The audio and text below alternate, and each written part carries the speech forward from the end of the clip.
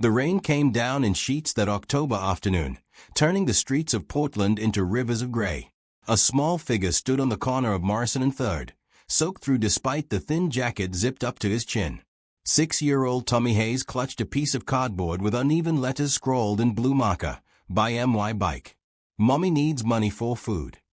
His bicycle, once bright red but now faded and scratched, leaned against a lamppost.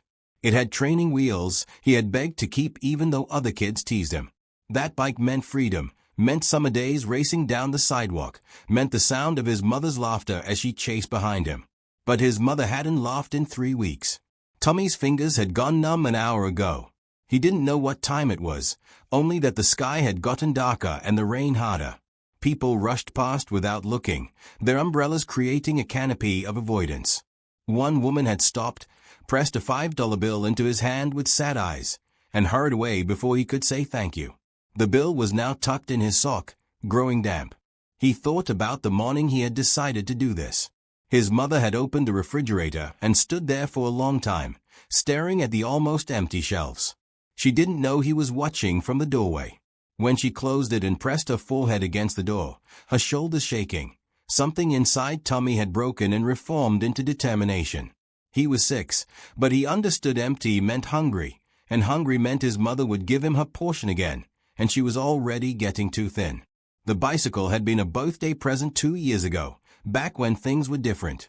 Back when his mother came home from work with a smile, and they ate dinner together every night, and there was always milk in the fridge. Tommy didn't understand everything that had changed, but he knew his mother had lost her job. He knew she cried when she thought he was asleep. He knew something had to be done. A black car slowed near the corner, windshield wipers working frantically. Tommy straightened up, holding the sign higher despite his aching arms. The car stopped, and a man in an expensive suit got out, not bothering with an umbrella. He walked straight to Tommy, and something in his face looked strange. Not angry, not mean, but shocked. Almost scared. "Son, what are you doing out here?" The man's voice was rough, like he had something stuck in his throat. Tommy held up the sign. "My bike is really good. It has training wheels still, but you can take them off. It goes fast. $20. The man crouched down, getting his suit pants wet on the pavement. His eyes were scanning Tommy's face, then moved to the small lunch bag sitting beside the bike. Tommy had brought it to carry his money, not thinking about the logo printed on the side. The logo of Mitchell Financial Services. "Where did you get that bag?" the man asked quietly. "My mom used to work at a big office. She brought snacks in it." Tommy shifted his weight from foot to foot. "Do you want to buy my bike, mister? It's a really good bike." The man's face had gone pale. "What's your mother's name?" "Rebecca Hayes." Tommy saw no reason not to answer. His mother always said to be polite. "She's at home. She doesn't know I'm here. I wanted to surprise her." Daniel Mitchell felt like someone had punched him in the stomach. 3 weeks ago, he had fired Rebecca Hayes for theft. His head of accounting had presented evidence, Patricia had backed it up, and he had made the decision in 15 minutes. Efficient. Quick. Final. He had thought himself decisive, a leader who didn't tolerate theft. Now he was looking at her 6-year-old son trying to sell his bicycle in the rain to buy food. "How much do you need?" Daniel heard himself ask. $20, Tommy repeated. "But if you don't want the bike, I understand. Maybe $10. "I'll give you $100, Daniel said, reaching for his wallet. "But you keep the bike." Tommy's eyes went wide. $100? That's a lot. Are you sure? "I'm sure." Daniel pulled out 5 20s, then added another 100. "Take 200. Buy groceries. Buy whatever your mother needs." The boy's hands trembled as he took the money. "Thank you, mister. Thank you so much." His voice cracked. "Mommy is gonna be so happy. We can buy chicken and bread and milk, and maybe even some apples." Daniel felt something crack in his chest. "What's your address?" Tommy rattled it off without hesitation, still staring at the money in disbelief. "Are you an angel? Mommy says angels help people sometimes." "No," Daniel said, and his voice was barely above a whisper. "I'm not an angel. But I need to talk to your mother. Can you take me there?" "Okay." Tommy carefully folded the bills and put them in his jacket pocket. He picked up his bike, and Daniel saw how small he was, how thin his wrists looked. How had he fired this child's mother, without a second thought? Without a real investigation? Without even listening to her side of the story? They walked the 3 blocks to a rundown apartment complex, Daniel pushing the bike, Tommy chattering nervously about how surprised his mother would be. The boy's innocence, his pure joy at having money for food, cut deeper than any accusation could have.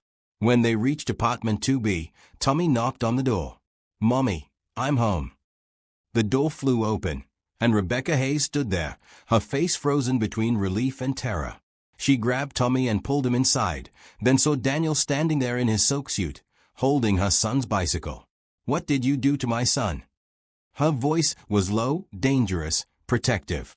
"Mommy, he gave me $200, Tommy said, pulling out the money. "I was selling my bike so we could buy food, and he stopped and gave me money. He's nice, Mommy." Rebecca's face went through several expressions: shock, horror, shame, and then something that looked like she might either scream or faint. Her hands shook as she looked at the money, then at Daniel, then at her son's wet clothes and happy face. "You were selling your bike." Her voice broke. "Baby, you were outside in the rain selling your bike." "I wanted to help," Tommy said, suddenly uncertain. "You've been sad, and there's no food, and I thought maybe someone would buy it and then you wouldn't be sad anymore." Rebecca sank to her knees and pulled Tommy into a hug, her whole body shaking.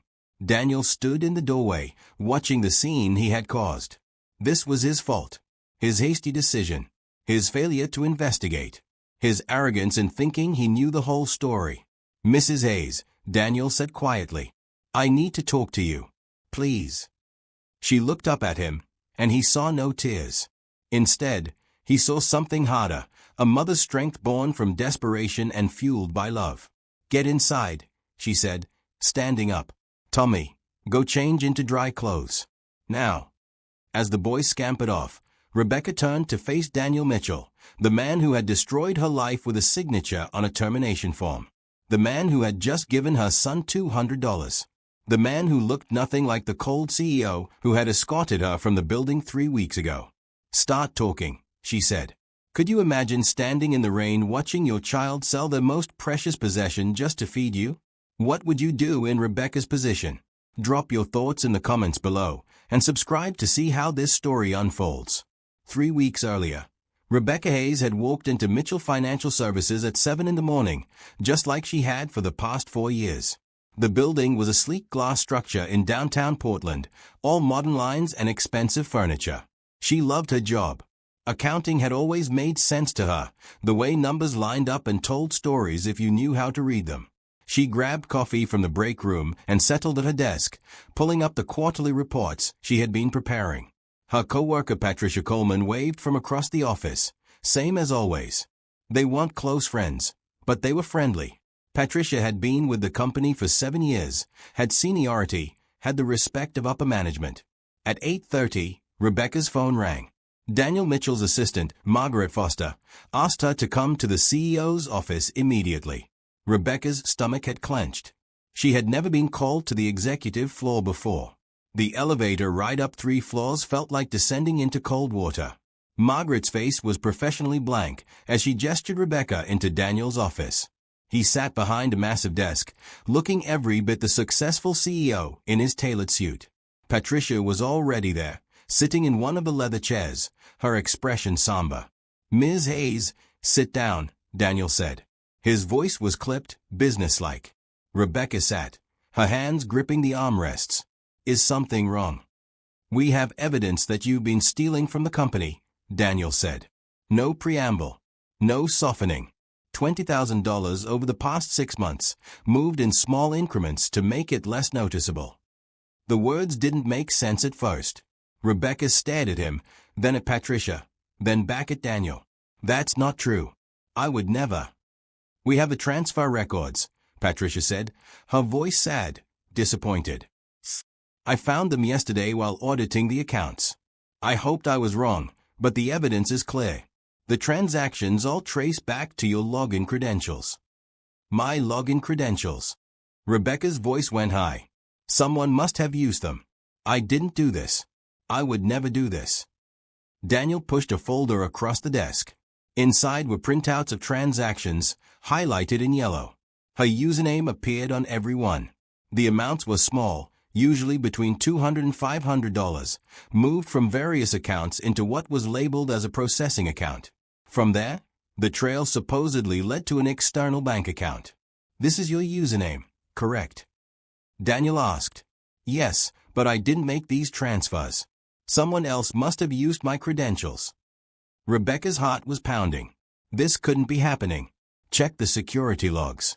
Check the IP addresses. Someone framed me. We did check, Patricia said gently. The transfers were made from your workstation.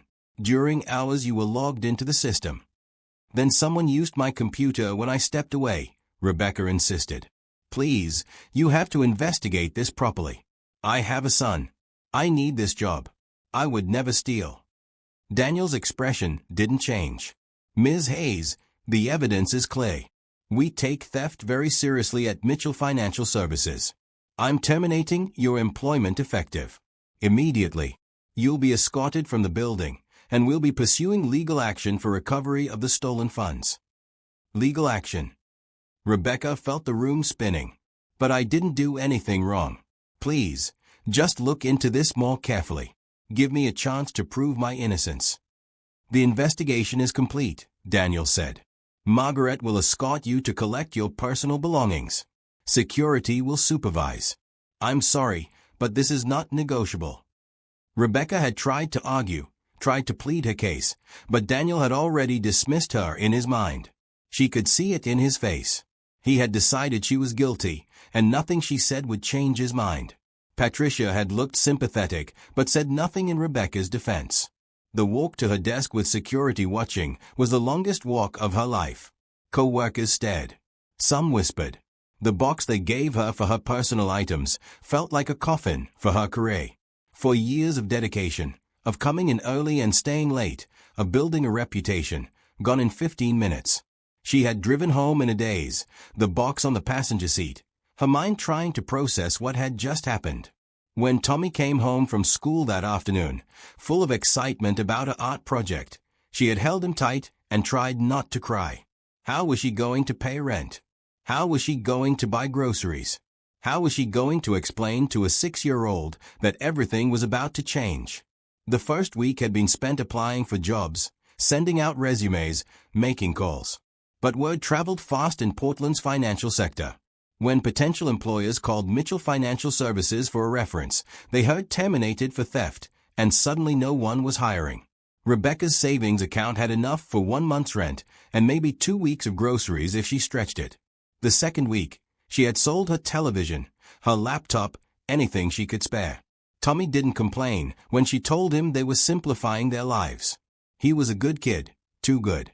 He deserved better than a mother who had somehow become unemployable. The third week, she had started skipping meals. Tommy needed to eat. Tommy needed to grow. She could survive on less. The eviction notice had come on a Friday. She had 30 days to pay 3 months' rent, or they would be forced out. She had no family to turn to. Her parents had passed away years ago, and she was an only child. Tommy's father had left before the boy was born and had never looked back. On the day Tommy went out to sell his bike, Rebecca had been sitting on the floor of their nearly empty apartment, staring at an overdue electric bill and wondering if she should just give up. Let them take the apartment. Move into a shelter. Admit defeat. Then her son had come home soaking wet, beaming with pride, clutching $200, and trailing behind him the man who had destroyed her life. Now, standing in her small apartment with Daniel Mitchell, looking around at the evidence of her desperation, Rebecca felt anger burning through the numbness that had settled over her the past 3 weeks. "Why are you here?" she asked. Daniel set the bicycle down carefully. "I need to know the truth." "The truth?" Rebecca's voice went sharp. "The truth is you fired me without a real investigation. The truth is you believed Patricia without question. The truth is you destroyed my life because it was convenient and quick. The truth is my son just tried to sell his bicycle in the rain to buy food because his mother can't find work after you labeled her a thief." "I made a mistake," Daniel said quietly. "A mistake. Rebecca felt something break loose inside her. You didn't make a mistake in addition. You didn't make a mistake on a form. You made a mistake with people's lives. With my life. With my son's life. Do you know what it's like to watch your child go hungry? Do you know what it's like to choose between electricity and food? Do you know what it's like to watch your son's face when you tell him you can't afford his school supplies? No, Daniel said. I don't. And I'm sorry. Sorry doesn't pay my rent, Rebecca shot back. Sorry doesn't undo 3 weeks of hell. Sorry doesn't erase the fact that I'm blacklisted in this city because you told everyone I'm a thief. Tommy emerged from his bedroom in dry clothes, his hair sticking up. Mommy, why are you yelling? Rebecca took a breath, forcing herself to calm down. I'm not yelling, baby. I'm just talking to Mr. Mitchell. He seems sad, Tommy observed, looking at Daniel. Are you sad, mister? Daniel looked at the boy, this small child who had tried to save his mother, and nodded. Yes, Tommy. I'm very sad. I did something wrong, and I'm trying to fix it. Mommy says when you do something wrong, you should say sorry and make it right, Tommy said seriously. That's what I do when I break something. Your mother is a wise woman, Daniel said. He turned back to Rebecca. I want to investigate what really happened. I want to find the truth. Will you help me? Rebecca wanted to say no. Wanted to throw him out. Wanted to tell him to leave and never come back. But she looked at the $200 in Tommy's hand and thought about the empty pantry and the eviction notice and the fact that pride didn't feed children. What do you need from me? She asked. The conversation that night had been brief. Daniel had taken notes on everything Rebecca remembered about the weeks before she was fired. Who had access to her computer? Who knew her passwords? What her normal routine had been. He had promised to investigate and left his personal phone number, instructing her to call if she needed anything. Rebecca had stared at his business card for a long time after he left. Part of her wanted to tear it up. Part of her wanted to call him every hour and demand he fix what he had broken. Instead, she had taken Tommy out to the grocery store and bought a week's worth of food with the money Daniel had given her son. That night, Tommy had eaten chicken and vegetables and actually asked for seconds. Rebecca had watched him, committing every happy expression to memory. $200 wouldn't last forever, but for now, her son wasn't hungry. The days that followed had been a strange kind of limbo. Rebecca continued applying for jobs, but the responses were always the same. We've decided to go with another candidate. Translation: we called your last employer. She had started looking at positions outside finance, retail, food service, anything that paid. But even those jobs wanted references, and Mitchell Financial Services was her most recent employer. Tommy had gone back to school, but Rebecca noticed changes in him. He was quieter, more watchful. He would check the refrigerator several times a day, as if making sure the food was still there. At night, she heard him counting coins he had collected from around the apartment, making neat stacks on his dresser. Baby, you don't need to worry about money, she had told him one evening. I want to help, Tommy had said, his small face serious. If I save enough, maybe we can pay the rent. The fact that her 6-year-old was trying to solve their financial problems with nickels and dimes had broken something in Rebecca that she wasn't sure how to repair. A week after Daniel's visit, Rebecca had received a call from a lawyer. Patricia Coleman was suing her personally for defamation. Apparently, Rebecca had told a former co-worker that Patricia had framed her, and Patricia claimed this damaged her reputation. The lawyer's letter demanded Rebecca cease all contact with anyone from Mitchell Financial Services and stop spreading false accusations. Rebecca had sat on the floor with the letter in her hands, laughing until tears came. It was absurd. She had no money for a lawyer. She had no money for anything. Patricia was suing her for telling the truth, while simultaneously having already taken everything from her. That night, Rebecca had allowed herself to cry. Really cry. The kind of crying that came from the depths of despair, the kind that left you hollow and exhausted. Tommy had woken up and climbed into bed with her, patting her back the way she used to pat his when he had nightmares. It's okay, Mommy, he had whispered. Things will get better. You always say things get better. She had held him and wondered when she had become the one needing comfort from her child. The second week had brought a visit from a woman named Pastor Julie Anderson from the community church down the street. Rebecca had never attended, but apparently someone had told the pastor about her situation. Julie was in her 50s, with kind eyes and a no-nonsense manner. "I heard you going through a hard time," Julie had said at the door. "Can I come in?" Rebecca had been embarrassed by the state of the apartment, by her unwashed hair and rumpled clothes, but Julie had simply sat down at the kitchen table and pulled out a notebook. "I'm not here to preach," Julie had said. "I'm here to help. What do you need?" Rebecca had been suspicious at first. What did this stranger want? But Julie had been patient, asking questions about bills and expenses, about Tommy's needs and Rebecca's job search.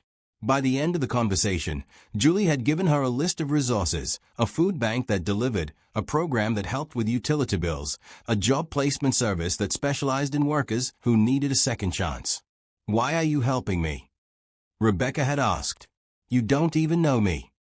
"That's what we do," Julie had said simply. "People help people. That's how the world keeps turning." The food bank had been a lifeline. Every Wednesday, a volunteer brought boxes of groceries. It wasn't everything, but it was enough. The utility assistance program paid half of the overdue electric bill. The job placement service had been less helpful, but at least they tried. Tommy had asked one night why strangers were bringing them food.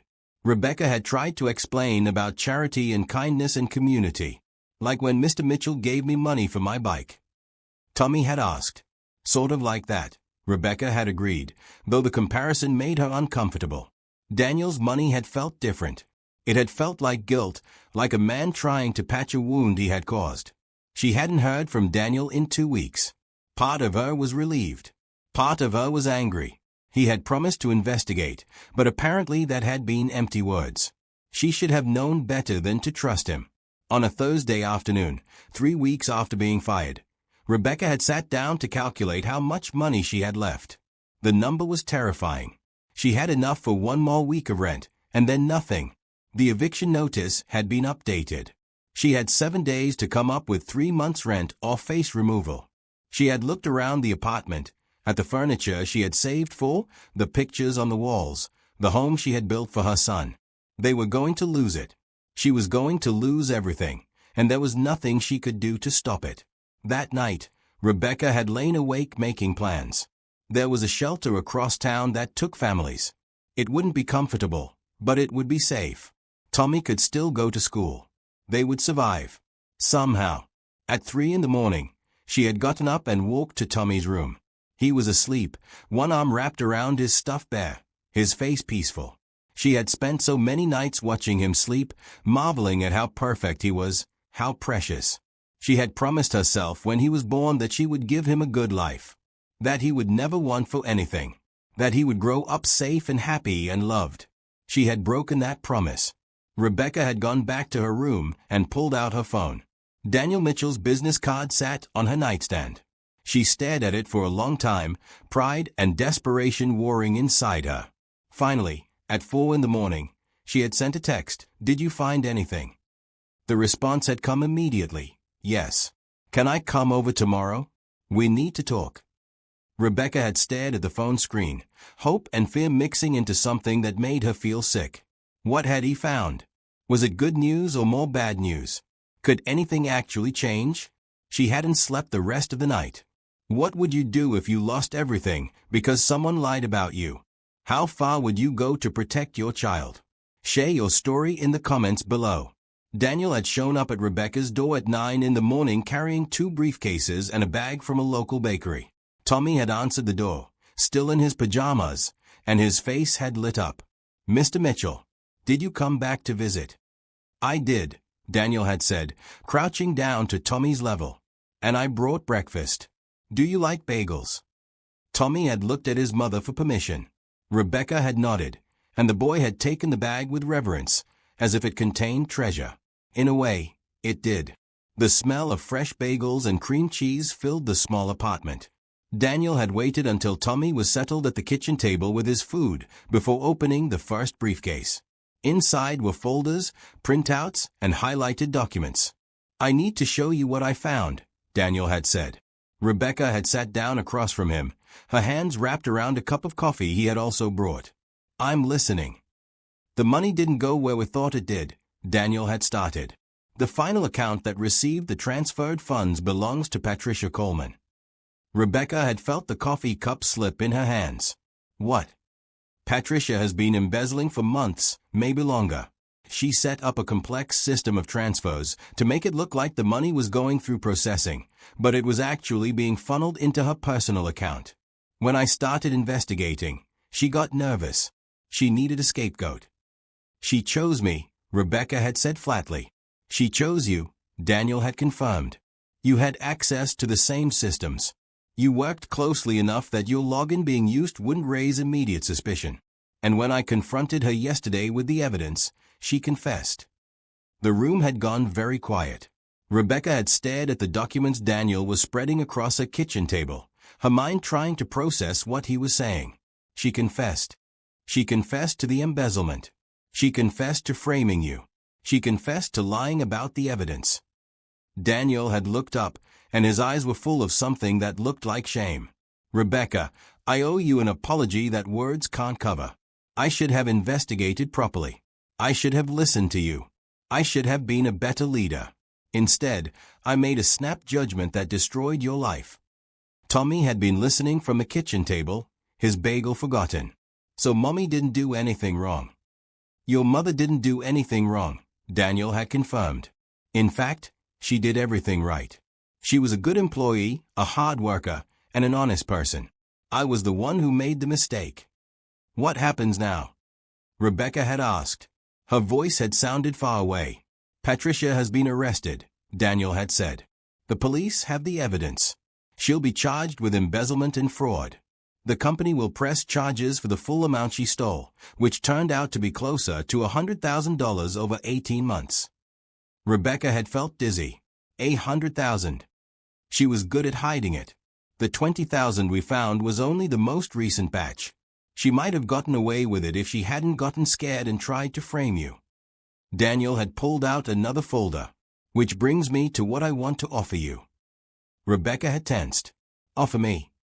"Your job back, effective immediately. Back pay for the 3 weeks you've been gone. A formal written apology that will go to every potential employer you've contacted. A promotion to senior accountant with a 20% raise. Full benefits. And a personal check from me for $20,000 to cover your hardship and emotional distress." The words had hung in the air. Rebecca had stared at him, waiting for the catch, for the condition, for the thing that would make this too good to be true. "Why?" she had finally asked. "Because it's the right thing to do. Because I wronged you. Because your son shouldn't have to sell his bicycle to feed his family." Daniel had pulled out a check, already written, and placed it on the table. "I know money doesn't fix what happened. I know a job doesn't undo the past 3 weeks. But it's what I can offer." Rebecca had looked at the check. $20,000. More money than she had ever seen at once. Enough to pay off the back rent. Enough to refill the pantry. Enough to buy Tommy new clothes and school supplies. Enough to breathe again. "I don't know what to say," she had whispered. "Say you'll come back," Daniel had said. "Say you'll give me a chance to make this right. Say you'll accept my help." Tommy had climbed down from his chair and come over to his mother. "Mommy, does this mean we can stay in our home?" Rebecca had pulled him close, tears streaming down her face. "Yes, baby. We can stay in our home. And you're not sad anymore." "I'm not sad anymore." She had looked at Daniel over Tommy's head. "I accept. All of it. Thank you." Daniel had nodded, and she had seen relief wash over his face. "Thank you for giving me the chance to fix my mistake." The rest of the day had been a blur. Daniel had stayed to help Rebecca contact her landlord, pay off the back rent, and arrange for her return to work. Tommy had followed them around, asking questions and occasionally hugging his mother as if to make sure she was real. By evening, the eviction notice was void, the refrigerator was full, and Rebecca had a start date for the following Monday. Daniel had left his personal number again and made her promise to call if she needed anything at all. After he left, Rebecca had sat on her couch with Tommy curled beside her, the check still in her hand. 3 weeks ago, Her life had fallen apart. Today, it had been put back together. Not the same as before, but different. Better, in some ways. "Mr. Mitchell is nice," Tommy had said sleepily. "I'm glad he helped us." "Me too, baby," Rebecca had agreed. "Me too." But as she sat there in the quiet apartment, Rebecca had felt something shift inside her. Gratitude, yes. Relief, absolutely. But also something else. Curiosity. Who was Daniel Mitchell when he wasn't being a CEO?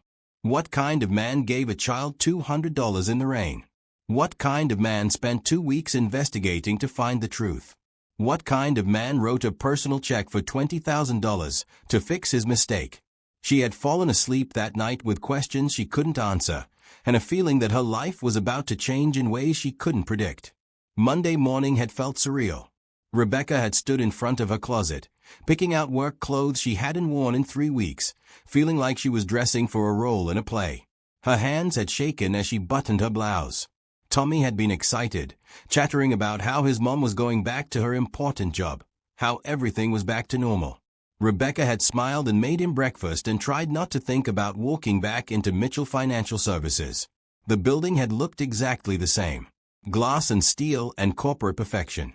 Rebecca had stood outside for 5 minutes, gathering courage, before walking through the doors. The security guard had recognized her and waved her through with a smile. Word had already spread, apparently. The elevator ride up to the accounting floor had been endless. What would people say? What would they think? Did everyone know she had been falsely accused? Did they care? Margaret Foster had been waiting when the doors opened. Daniel's assistant had smiled warmly and immediately walked with Rebecca to her desk. "Mr. Mitchell wanted me to make sure you had everything you needed," Margaret had said. "Your desk is exactly as you left it. He had it roped off the day after you left, once he started investigating." Rebecca's old desk had been pristine, waiting. A new computer sat on the surface, better than her old one. A plant in a ceramic pot sat beside it with a card that read "Welcome back." Co-workers had approached throughout the morning. Some apologized for believing the accusations. Some welcomed her back. Some acted like nothing had happened. Rebecca had accepted it all with grace she didn't quite feel. Patricia's desk had been empty, cleared of all personal items. No one mentioned her. It was like she had never existed. At 10 o'clock, Daniel had called a company-wide meeting. Rebecca had felt everyone's eyes on her as she entered the conference room. Daniel had stood at the front, his expression serious. 3 weeks ago, I made a decision that I now know was wrong, he had started. I fired Rebecca Hayes based on incomplete evidence and a rushed investigation. I let expediency override proper procedure. I let my desire to act quickly override my responsibility to be fair. The room had been silent. Rebecca was innocent. She was framed by someone I trusted, someone who had been stealing from this company for over a year. The real thief is now facing criminal charges. Rebecca has been cleared of all accusations, and I have apologized both personally and formally. He had pulled out a letter, read it aloud. The apology had been specific, detailed, acknowledging every way he had failed her. Rebecca had felt her throat tighten. "Going forward, we will be implementing new policies," Daniel had continued. "No employee will be terminated for theft or fraud without a thorough investigation. No accusations will be accepted without corroborating evidence from multiple sources. And every employee will have the right to defend themselves before any final decision is made." He had looked directly at Rebecca. "We failed you. I failed you. I am committed to making sure it never happens to anyone else." The meeting had ended with applause, which had felt strange. Rebecca wasn't sure if they were clapping for her, for Daniel, or for the policy changes. Maybe all three. Over the following weeks, Rebecca had settled back into work. But it wasn't quite the same as before. Daniel had promoted her, as promised, and with the promotion came new responsibilities. She found herself in meetings with upper management, offering input on financial strategies, working closely with the executive team, which meant working closely with Daniel. He had been different than she expected. She had known him only as the man who fired her, and then as the man who made it right. Now she was seeing him in his element, running a company, making decisions, leading people. He was smart, quick, and surprisingly open to feedback. He also checked in with her regularly. Not in a hovering way, but genuine check-ins. How was she adjusting? Did she have everything she needed? Was anyone giving her trouble? One afternoon, about a month after her return, Daniel had asked her to his office. Rebecca had gone, curious. "I wanted to update you on Patricia's case," Daniel had said. "She pled guilty to embezzlement and fraud. She'll serve 3 years in prison and pay restitution." Rebecca had absorbed this. 3 years. It seemed both too much and not enough for what Patricia had done. "How do you feel about it?" Daniel had asked. "I don't know," Rebecca had admitted. "Part of me is glad she's being held accountable. Part of me just feels sorry for her. What makes someone do something like that? Desperation, usually. Or greed. Maybe both." Daniel had leaned back in his chair. "I've learned a lot from this situation. About making assumptions. About rushing to judgment. About how much damage you can do when you don't take the time to see the full picture." "You made it right," Rebecca had said. "That counts for something." "Does it?" Daniel had looked at her. "I can give you money and a job, but I can't give you back 3 weeks of your life. I can't take away what Tommy went through. I can't undo the fear and stress and pain." "No," Rebecca had agreed. "But you can learn from it. You can be better. And you are." They had talked for an hour that day about mistakes and redemption and second chances. Rebecca had left his office feeling like she understood him better. He wasn't just a CEO. He was a person who had made a terrible mistake and was doing everything in his power to be better. It had been the first of many conversations. The check had cleared on a Tuesday. Rebecca had stood at the bank counter, watching the teller confirm that $20,000 had been deposited into her account, and had felt like she was living in someone else's life.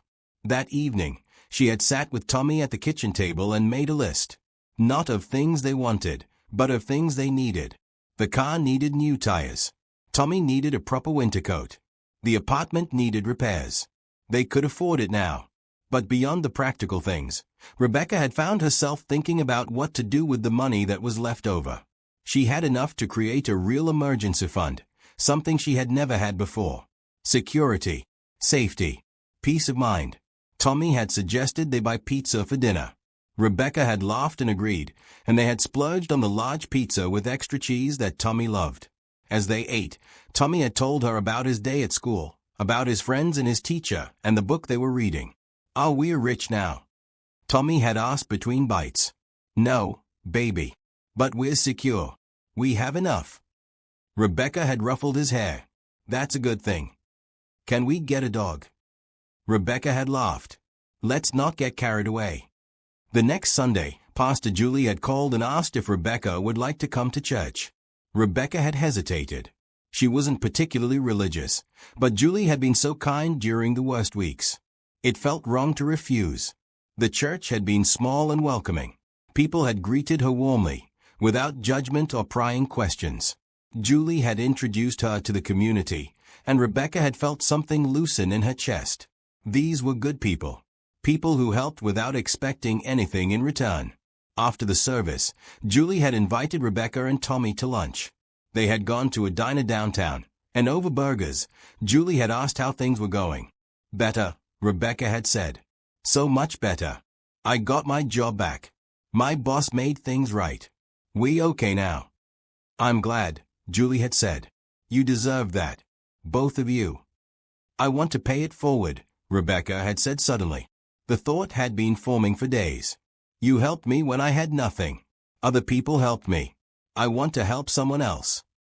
Julie had smiled. "That's the spirit. What did you have in mind?" Rebecca had explained her idea. She wanted to donate to the food bank that had fed them. She wanted to contribute to the utility assistance program. She wanted to help other families who were going through what she had gone through. "I can't give a lot," Rebecca had said. "But I can give something. I can make a difference for someone." Julie had reached across the table and squeezed her hand. "You already are." The donations had felt good. Rebecca had set up a monthly contribution to the church's community fund. It wasn't much, but it was steady. It was her way of saying thank you to the strangers who had helped her survive. At work, Rebecca had started noticing things she hadn't before. Other employees who seemed stressed. People who skipped lunch or looked worried. She had made it a point to check in, to offer an ear, to be the kind of coworker she had needed. One day, she had noticed a young woman in the mailroom looking at eviction papers during her break. Rebecca had recognized that look of quiet desperation. "Hey," Rebecca had said gently. "I'm Rebecca. I work upstairs. Are you okay?" The woman, named Jenny, had looked up with startled eyes. "I'm fine. Just dealing with some stuff." "I've been there," Rebecca had said, and had told her abbreviated story. About being wrongfully fired. About nearly losing her apartment. About the kindness that had saved her. Jenny had cried. Rebecca had listened. And then Rebecca had connected her with Pastor Julie, with the resources that had helped her. She had given Jenny her phone number and told her to call if she needed anything. A week later, Jenny had approached her in the break room. "The church is helping with my rent. They found me a program. I don't know how to thank you." "Pay it forward," Rebecca had said. "That's how you thank me. When you can, help someone else." It had become a pattern. Rebecca helping people who needed it, connecting them with resources, offering support. Word had spread that she was someone who would listen, who would help without judgment. Daniel had noticed. He had called her to his office one afternoon and asked about it. "I'm hearing good things about you," he had said. "People say you're looking out for them." Rebecca had shrugged. "I know what it's like to need help. If I can make it easier for someone else, why wouldn't I?" "Would you be interested in making it official?" Daniel had asked. "I've been thinking about starting an employee assistance program. Something to help people who are struggling. Financial counseling, emergency loans, connections to community resources. You would be perfect to help run it." Rebecca had been surprised. Run it. With support, obviously. We'd hire someone with expertise. But I need someone who understands what employees are actually going through. Someone who has empathy and experience. Someone people trust. He had smiled. "Someone like you." It had been easy to say yes. The program had launched 2 months later. Rebecca had worked part-time on it in addition to her accounting duties. They helped 3 families in the first month, 10 in the second. The stories were all different but all the same. People struggling. People needing a hand up. People deserving of kindness. Daniel had been hands-on with the program, personally approving emergency loans, meeting with families, ensuring they had what they needed. Rebecca had watched him interact with employees who were in crisis, and had seen genuine compassion in his actions. One evening, as they wrapped up a meeting about the program, Daniel had looked at her thoughtfully. "This has been good," he had said. "The program, it's changed the culture here. People feel more supported." "It's made a difference," Rebecca had agreed. "You've made a difference," Daniel had corrected. "I couldn't have done this without you." Rebecca had felt her cheeks warm. "You're the one funding it. Money is easy. Heart is harder." Daniel had stood, gathering his papers. "Thank you, Rebecca, for giving me the chance to be better, for helping me build something that matters." As Rebecca had driven home that night, she had thought about how much had changed. 6 months ago, Daniel Mitchell had been the man who destroyed her life. Now he was something else. A partner in doing good. A friend. Maybe. The thought had made her smile. The story of what had happened to Rebecca had spread beyond Mitchell Financial Services. Pastor Julie had mentioned it in a sermon, not using names, but talking about justice and redemption and second chances. People had recognized the story. They had seen Rebecca at church. They had heard about the Employee Assistance Program. The community had responded with the kind of enthusiasm that caught everyone off guard. A local news station had done a piece on the program, interviewing Daniel and Rebecca. They hadn't gone into the specifics of Rebecca's firing, but had focused on how the company was now helping employees in crisis. The response had been overwhelming. Other companies reached out, wanting to implement similar programs.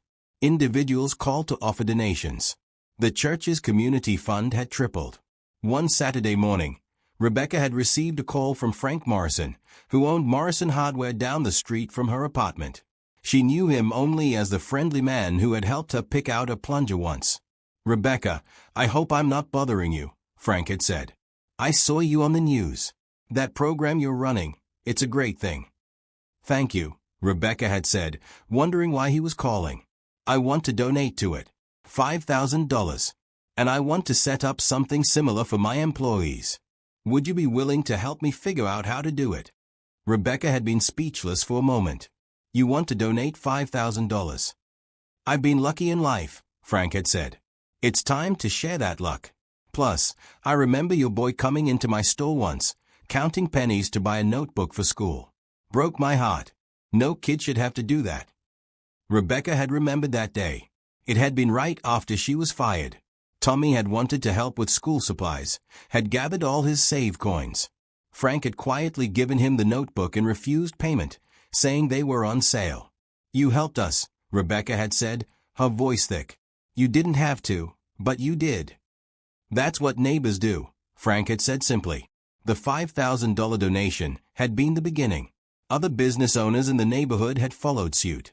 The grocery store, the bookshop, the restaurant where Rebecca and Tommy sometimes treated themselves to dinner, each one contributing what they could.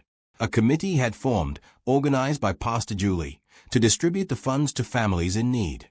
Not just employees of Mitchell Financial Services, but anyone in the community struggling. Single mothers, elderly people on fixed incomes, families hit by medical bills. Rebecca had been asked to join the committee. She had sat in Julie's church office with 5 other community members, listening to applications, making decisions about who to help and how much to give. This is Sarah, Julie had said at one meeting, showing them an application. Single mom, 3 kids, husband left last year. She's working 2 jobs, but still can't cover rent and medical bills. Her youngest has asthma. The committee had approved assistance immediately. Rebecca had been the one to call Sarah and tell her the news. The woman's tears of relief had echoed through the phone. Every case had been like that. People on the edge, people trying so hard, people needing just a little help to keep going.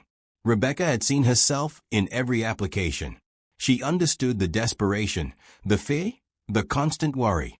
One afternoon, Rebecca had been surprised when Tommy's school called. The principal, Mrs. Harris, had asked if Rebecca could come in for a meeting. Rebecca had agreed, worried something was wrong. Mrs. Harris's office had been warm and cluttered with student artwork.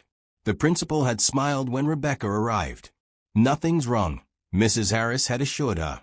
Actually, I wanted to talk to you about something wonderful. Tommy has been telling his classmates about what happened to your family, about losing your job and being helped by your community. He's inspired a kindness project. A kindness project. Rebecca had echoed. The children want to help other families. They are organizing a food drive. They are making cards for people in the hospital. They are collecting books to donate. Tommy said his mom taught him that when you've been helped, you help others. Mrs. Harris had smiled. You've raised a remarkable child. Rebecca had felt tears prick her eyes.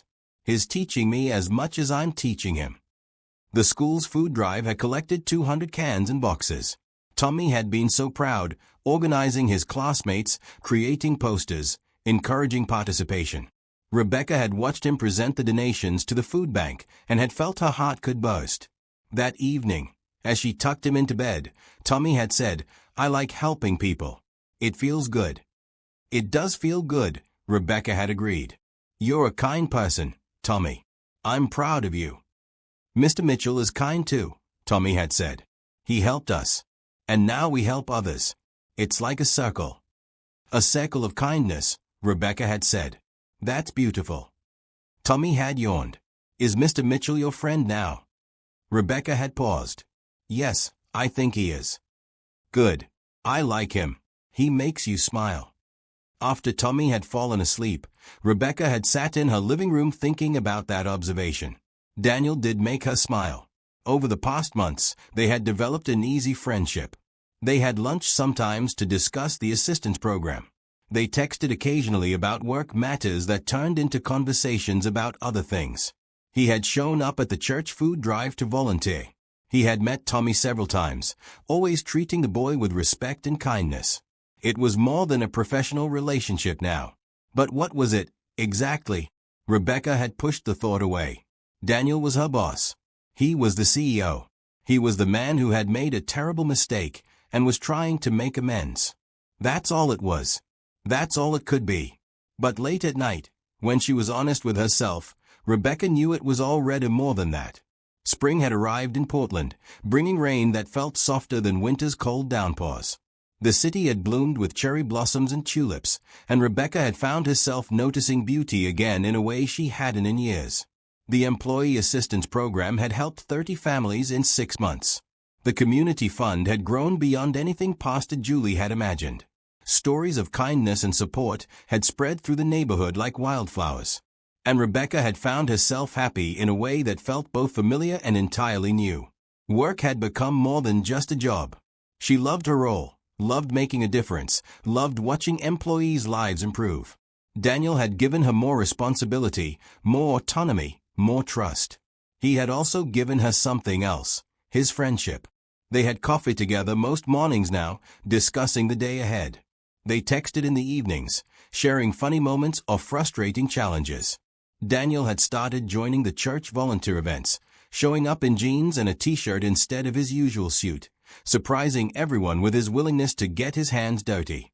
He and Tommy had developed their own relationship. Daniel had taught Tommy to play chess. They had inside jokes. Tommy lit up whenever Daniel visited. Rebecca had tried not to read too much into it. But her heart wasn't listening to her head. One Friday evening, Daniel had asked if she and Tommy wanted to join him for dinner. Not a work dinner.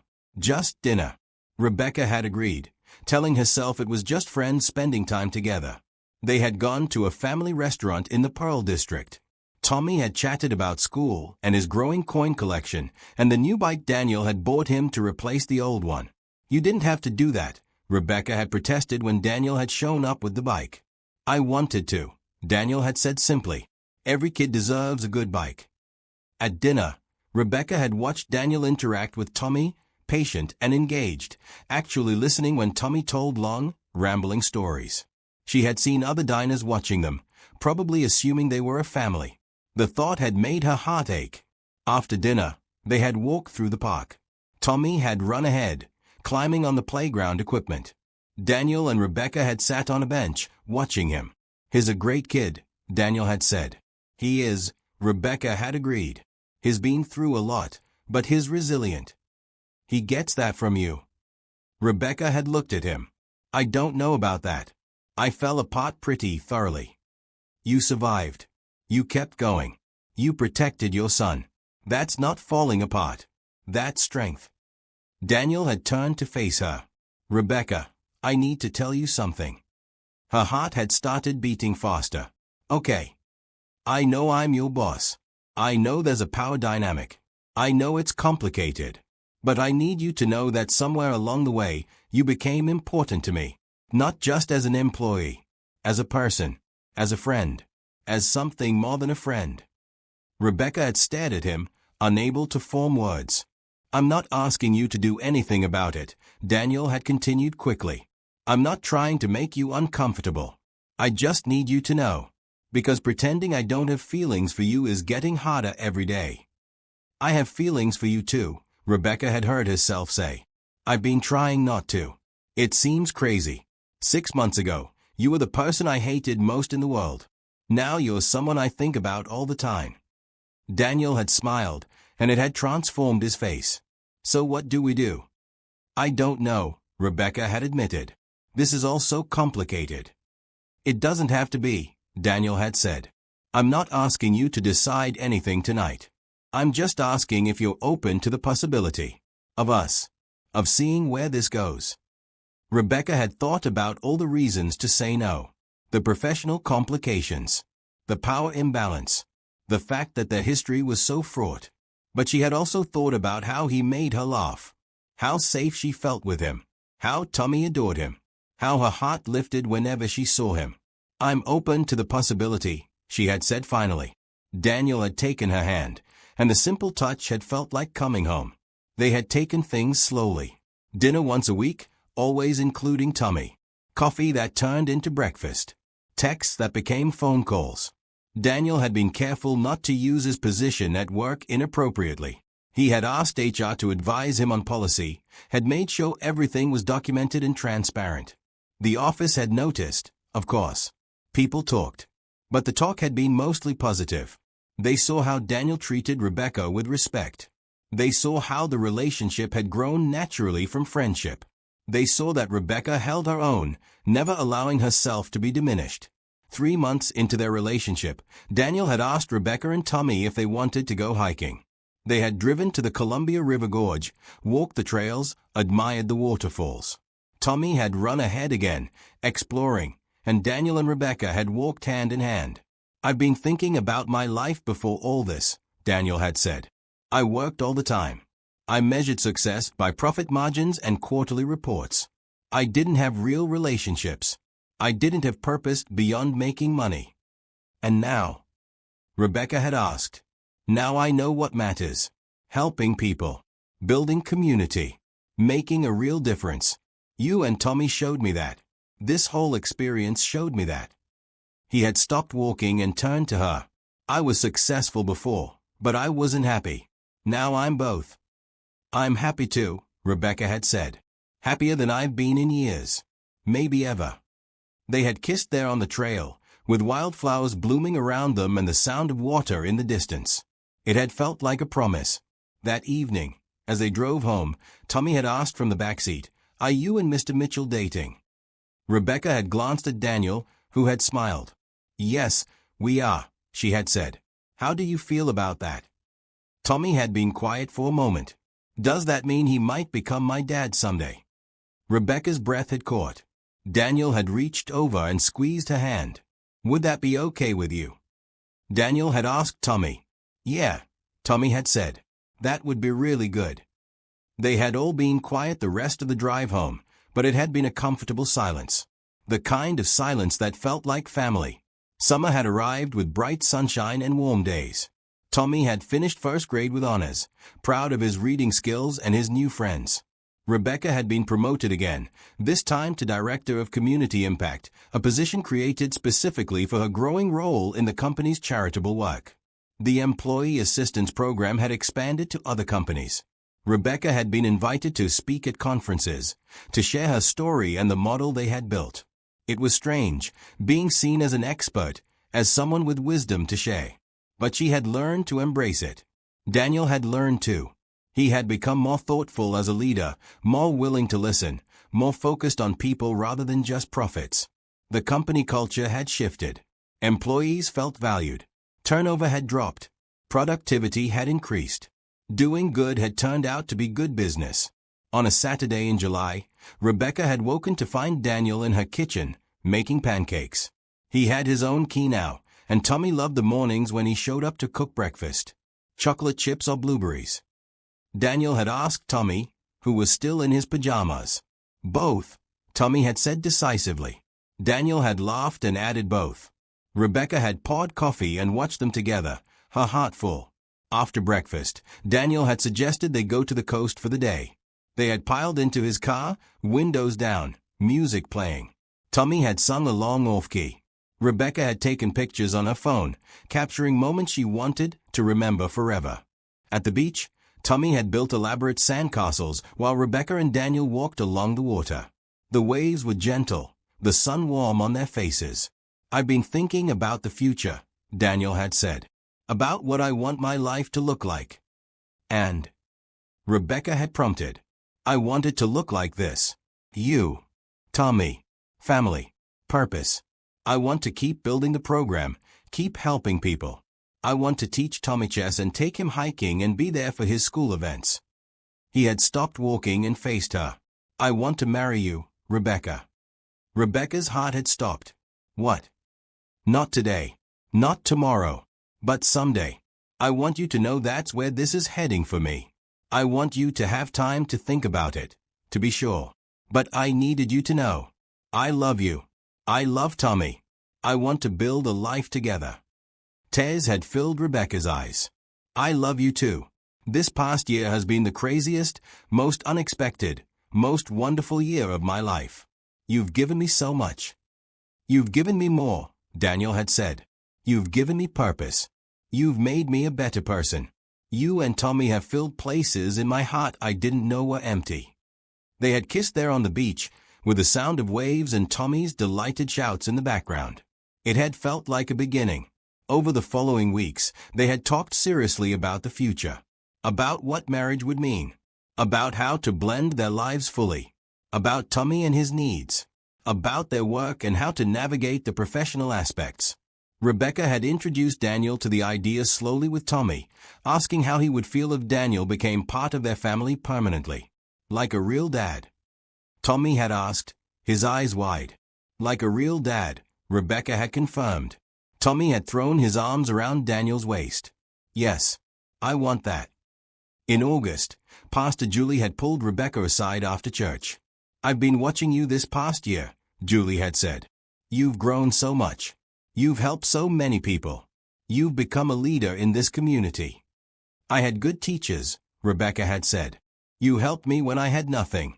You showed me what community means. And you took that lesson and multiplied it," Julie had said. "That's the thing about kindness. It grows. You pass it on, and it spreads, and suddenly you've changed the world." Rebecca had thought about that later. A year ago, she had been selling her belongings to pay rent. She had been hopeless and desperate. Now she was happy, in love, making a difference. The journey from there to here felt impossible and yet completely real.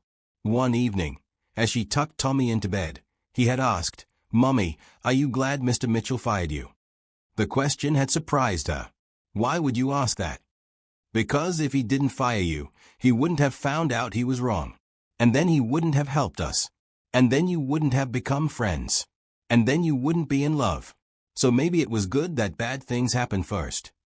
Rebecca had sat on the edge of his bed, thinking about his logic. "I'm not glad for the bad things, baby. They were really hard. But I'm glad for where we ended up. Sometimes hard things teach us lessons we need to learn. Sometimes they lead us to places we didn't know we wanted to be. So it's okay that bad stuff happens as long as good stuff comes after.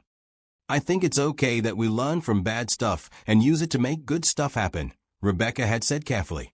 "We don't have to be glad for pain, but we can be glad for growth." Tommy had nodded seriously, then yawned. "I'm glad we're happy now." "Me too, baby. Me too." As Rebecca had closed his door, she had felt the truth of her words. She wasn't glad Daniel had fired her. She wasn't glad for the weeks of desperation and fear. But she was glad for who she had become, for the community she had found, for the love that had grown from the ashes of injustice. Sometimes the worst moments led to the best outcomes. Sometimes the people who hurt you became the people who healed you. Sometimes the end of one story was really the beginning of another. September had arrived again, marking a full year since the day Tommy had stood in the rain trying to sell his bicycle. The date approached with significance, and Daniel had been planning something, though he wouldn't tell Rebecca what. The Employee Assistance Program's one-year anniversary fell on the same day. Mitchell Financial Services had scheduled a celebration, a fundraiser to expand the program even further. Companies from across Portland were attending. Community leaders, employees past and present, media coverage. Rebecca had spent weeks preparing, coordinating with Julie and Margaret and the committee members. It had grown beyond anything she had imagined.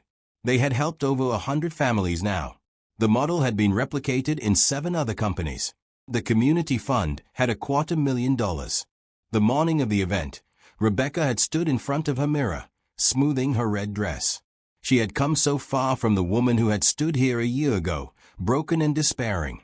That woman had been strong, but she hadn't known it. This woman knew her strength, knew her worth, knew what she was capable of. Tommy had burst into her room, wearing his best shirt and tie. "Do I look fancy?" "You look very handsome," Rebecca had said, adjusting his collar. "Mr. Daniel says I get to give a speech," Tommy had said excitedly. "About being kind."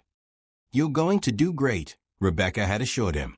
The event had been held at a downtown hotel, in a ballroom decorated with pictures from the past year. Images of families helped. Stories of second chances. Testimonials of changed lives. Rebecca had walked through, reading each one, feeling the weight of what they had built. Daniel had found her standing in front of a picture of Tommy from that rainy day, the one he had somehow obtained. the boy standing with his sign and his bicycle. "Are you okay?" Daniel had asked softly. "I'm more than okay," Rebecca had said. "I'm looking at where we started and where we are now, and I can't quite believe it." "Believe it," Daniel had said. "You did this. Your strength. Your vision. Your heart."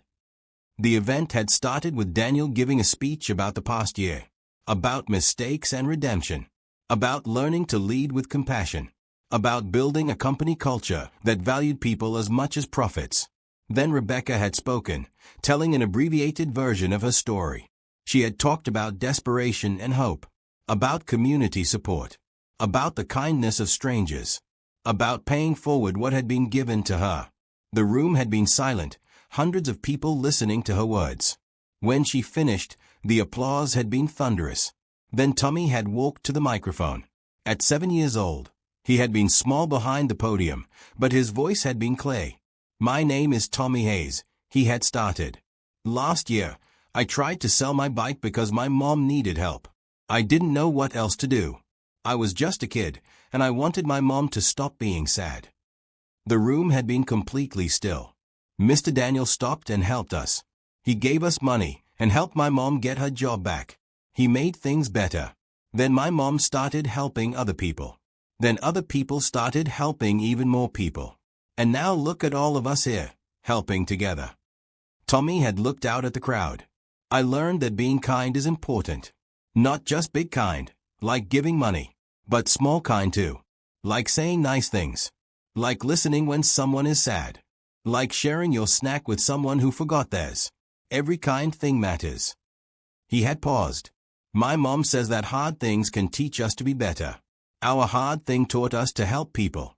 What did your hard thing teach you?" The question had hung in the air. Rebecca had seen people wiping their eyes. The room had erupted in applause again, and Tommy had waved shyly before returning to his seat. After the speeches, the fundraising had begun. Companies pledged support. Individuals donated. By the end of the night, they had raised another $300,000 to expand the program statewide. As the event wound down, Daniel had pulled Rebecca aside. "Can you come with me for a minute? There's something I want to show you." He had led her to a smaller room off the ballroom. Inside was a display Rebecca hadn't seen before.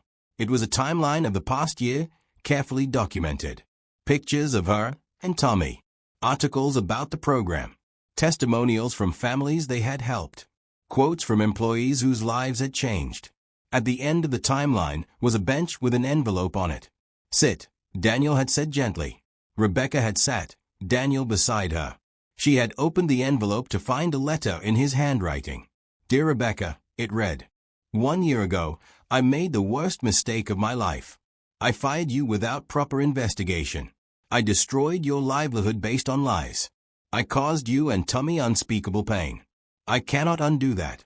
But over this past year, you have given me something precious, the chance to make amends. The chance to be better. The chance to learn what truly matters. You have made me a better leader, a better person, and a better man. You have shown me what love looks like, what family means, what purpose feels like. You have given me everything. So now I want to give you something in return." Rebecca had looked up from the letter to find Daniel kneeling beside the bench, a ring box in his hand. "Rebecca Hayes, will you marry me? Will you let me spend the rest of my life proving that I am worthy of you and Tommy? Will you build a family with me, a life with me, a future with me?" Tears had streamed down Rebecca's face. "Yes. Yes, of course yes." He had slipped the ring onto her finger, and they had kissed as the door opened and Tommy ran in, followed by Pastor Julie and Margaret and Frank Morrison and dozens of people who had become family over the past year. She said yes, Tommy had announced to the room, and everyone had cheered. The rest of the evening had been a blur of congratulations and celebration. People had shared stories of how the assistance program had helped them, how the community fund had saved them, how the model of kindness and support had changed their lives. Late that night, after everyone had left and Tommy had fallen asleep in the car, Daniel had driven them home. He carried Tommy inside and tucked him into bed while Rebecca watched from the doorway.